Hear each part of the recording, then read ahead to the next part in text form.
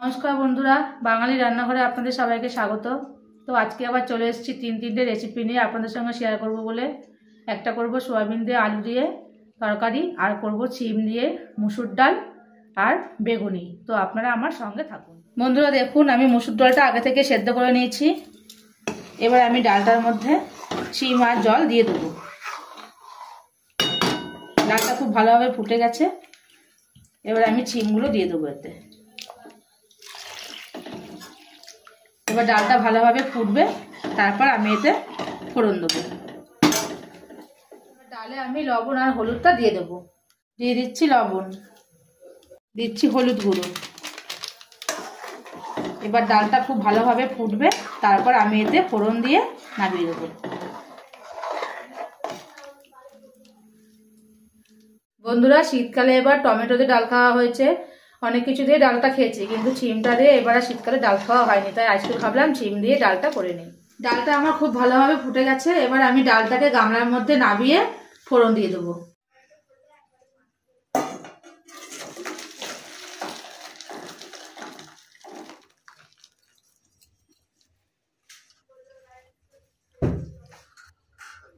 এবার ডালে ফোড়নটা আমি দিয়ে দেবো।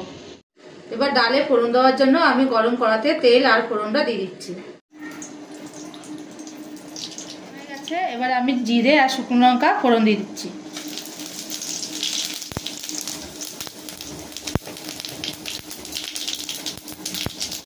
বন্ধুরা, ফোড়নটা আমার হয়ে গেছে। এবার আমি এটা ডালের মধ্যে ঢেলে দেবো।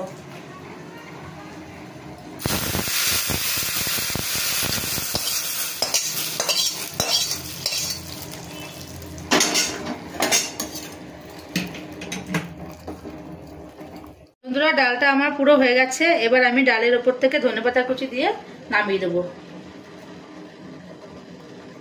মুসুর ডাল না, মুসুর ডাল সিম দিয়ে করলাম। এটা তো শীতকালে এখনো খাওয়া হয়নি, তাই আজকেই করলাম। তো এবার এটাকে আমি নামিয়ে নেব। ডালটা আমার পুরো রেডি হয়ে গেছে। এবার আমি পরের রেসিপি সোয়াবিনটা আপনাদের সোয়াবিনের জন্য আমি আলুটা কেটে নেব। সোয়াবিনে খুব বেশি একটা আলু দেবো না, কেননা কালকে অনেকটা তরকারি রয়েছে।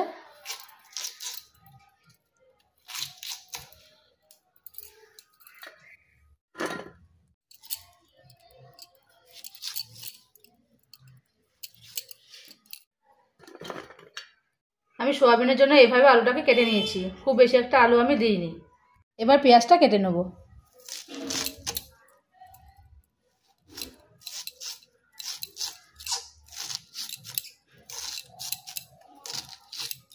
খুব একটা ঝিরিঝিরি করলাম না, একটু মোটা মোটা করে পেঁয়াজটাকে আমি কাটবো।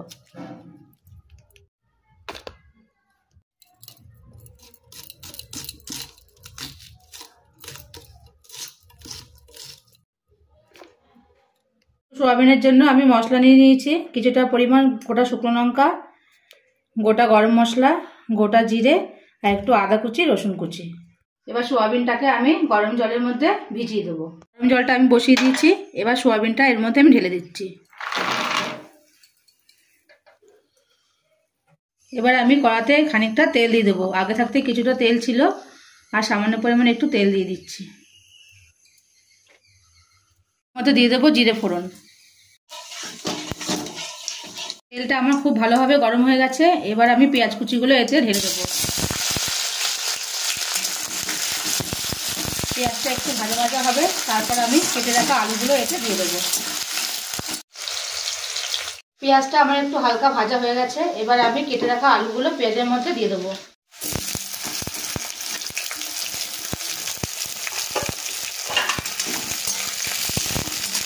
এবার আলু আর পেঁয়াজ আমি খুব ভালো করে ভেজে নেব, তারপর ভেজে রাখা মশলাগুলো আমি এতে দিয়ে কষাবো। আলুটা আর পেঁয়াজটা আমার খুব ভালোভাবে ভাজা হয়ে গেছে। এবার আমি মশলাটা এতে দিয়ে দেবো।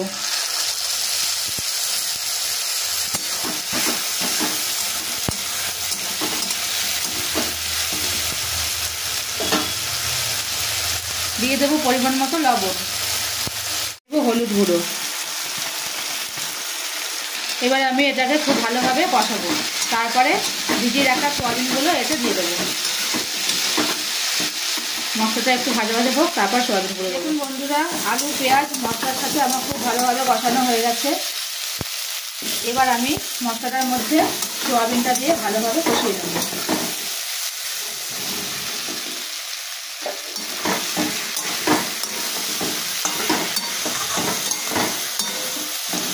এবার আমি সোয়াবিনটা ভালোভাবে কষিয়ে নিই আলু পেঁয়াজের সঙ্গে, তারপর পরিমাণ মতন জল। এবার এগুলোকে আমি খুব ভালো করে কষিয়ে তারপর জল দেবো।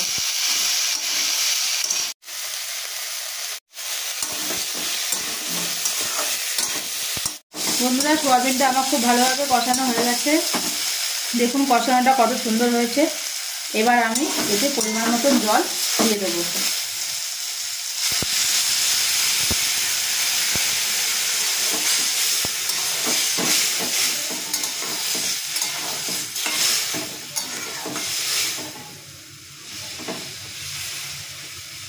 এবার এটা ফুটে উঠুক, তারপরে আমি নামিয়ে দেবো। সোয়াবিনটা আমার পুরো রেডি হয়ে গেছে। এবার আমি এটাকে ঢেলে নেব। ঢেলে নিচ্ছি।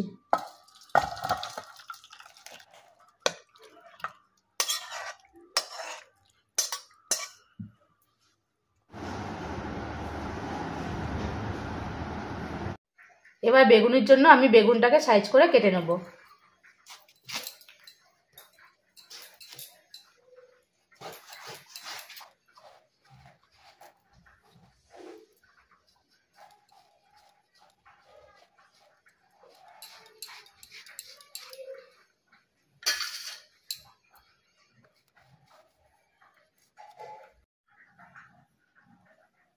দেখুন বেগুনগুলোকে আমি ঠিক এইভাবে কেটে নিয়েছি। এবার আমি বেগুনি করার জন্য ব্যাটারটা তৈরি করে নেব। সবার প্রথমে দিয়ে দিচ্ছি কিছুটা পরিমাণ বেসন, সুজি, স্বাদ মতো লবণ, হলুদ গুঁড়ো, দিয়ে দেবো সামান্য পরিমাণ কালো জিরে, আর দেবো একটু খাবার সোডা। এবার ব্যাটারটা আমি ভালো করে জল দিয়ে মেখে নেব।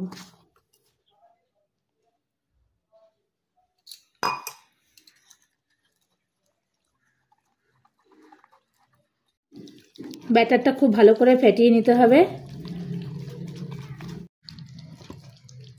যত ভালোভাবে ব্যাটারটা ফেটিয়ে নিতে পারবেন তত ভালোভাবে বেগুনিটা খাসতে হবে। দেখুন বন্ধুরা, ব্যাটারটা আমার পুরো ভালো করে ফেটানো হয়ে গেছে। ঠিক এইভাবে আপনারা বাড়িতে ফেটিয়ে তৈরি করবেন। না পাতলা না বেশি গাঢ়, না বেশি পাতলা হয়েছে না বেশি গাঢ় হয়েছে। বেশি গাঢ় হলে পরে ঠিক খাস্তা হয় না বেগুনিগুলো। এবার আমি কড়াতে বেগুনের জন্য তেলটা ঢেলে দেবো।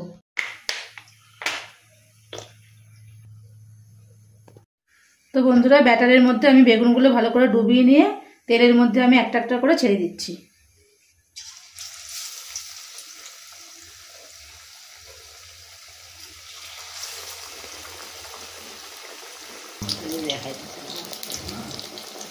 তো এক পিঠ আমার হয়ে গেছে। এবার আমি বেগুনগুলোকে উল্টে দেবো।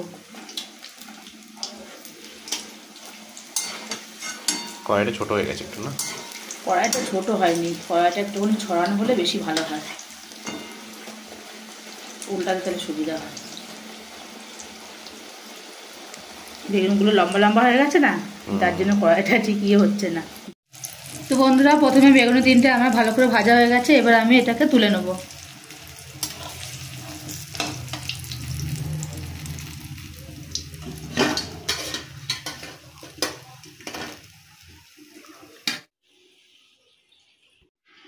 তো দেখুন বন্ধুরা, বেগুনিগুলো আমার খুব সুন্দর মচমচে হয়েছে, আবার গরম খুব। এইভাবে আমি আরও কিছুটা বেগুনি ভেজে নেব।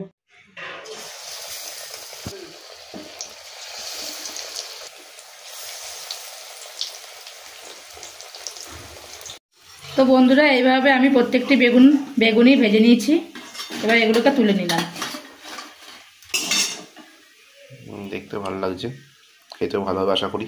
লম্বা লম্বা বেগুন ভাজা।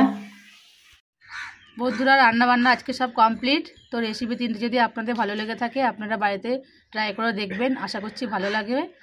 আর আমার চ্যানেলটিকে বেশি করে লাইক কমেন্ট শেয়ার করবেন এবং সাবস্ক্রাইব করে আমার সঙ্গে থাকবেন। নমস্কার।